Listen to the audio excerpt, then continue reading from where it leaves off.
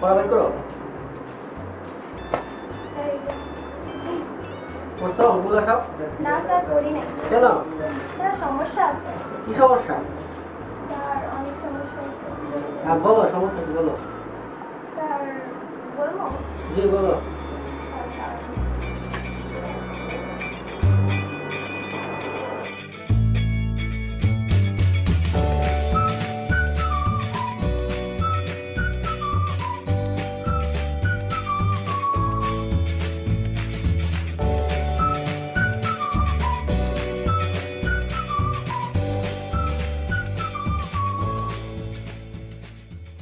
দরজা লাগাচ্ছ না জানালা দরজা?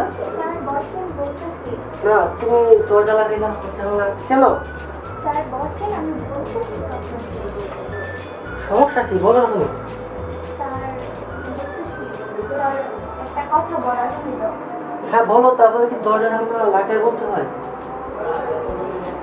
হ্যাঁ বলো কি? স্যার আজকে এসে বলি।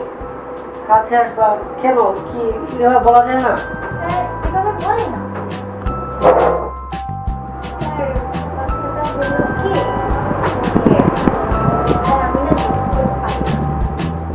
চোখ পারো না তুমি? তুমি এই কথা বলার জন্য আমাকে এইভাবে দরজা জানালা লাগাইতে হয়? স্যার কেন কি হয়েছে? দেখছো তুমি আমার অবস্থা দেখছো?